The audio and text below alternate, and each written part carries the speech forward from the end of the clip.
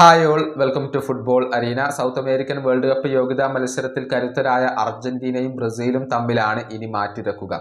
വരുന്ന ബുധനാഴ്ച പുലർച്ചെ ഇന്ത്യൻ സമയം 5:30 ഈ മത്സരം നടക്കുക. അർജന്റീനയുടെ ഹോം മൈതാനത്ത് വെച്ചുകൊണ്ടാണ് ഈ മത്സരം അരങ്ങേറുക. ഒരു തീപാറും പോരാട്ടമാണ് ആരാധകർ പ്രതീക്ഷിക്കുന്നത്. ഈ മത്സരത്തെക്കുറിച്ച് അർജന്റീൻ സൂപ്പർ താരമായ റോഡ്രിഗോ ഡി പോൾ സംസാരിച്ചിട്ടുണ്ട്. അതായത് ശരിക്കുള്ള ക്ലാസിക്കോ മത്സരം അത് അർജന്റീനയും ബ്രസീലും തമ്മിലുള്ള മത്സരമാണ് എന്നാണ് ഡി പോൾ ഇപ്പോൾ പറഞ്ഞിട്ടുള്ളത്.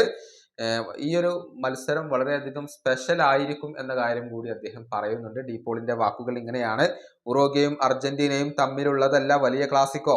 യഥാർത്ഥ ക്ലാസിക്കോ എന്നുള്ളത് അർജന്റീനയും ബ്രസീലും തമ്മിലുള്ള മത്സരമാണ്. ലോകം മുഴുവനും കാണുന്ന മത്സരം അതാണ്. അർജന്റീന ദേശീയ ടീമിന്റെ ചരിത്രത്തിലെ ഏറ്റവും വലിയ ചിരവൈരികൾ അവരാണ്. അതുകൊണ്ട് തന്നെ വരുന്ന ബ്രസീലിനെതിരെയുള്ള മത്സരം അത് വളരെയധികം സ്പെഷ്യൽ ആയിരിക്കും. ഇതാണ് റോഡ്രിഗോ ഡി പോൾ പറഞ്ഞിട്ടുള്ളത്. കഴിഞ്ഞ മത്സരത്തിൽ അദ്ദേഹം കളിച്ചിരുന്നില്ല, പക്ഷെ ബ്രസീലിനെതിരെയുള്ള മത്സരത്തിൽ അദ്ദേഹം ഉണ്ടാകും എന്ന കാര്യം അർജന്റീനയുടെ പരിശീലകനായ സ്കലോണി പറഞ്ഞിട്ടുണ്ട്. രണ്ട് ടീമുകളും മികച്ച പ്രകടനം ഇപ്പോൾ നടത്തുന്നുണ്ട്.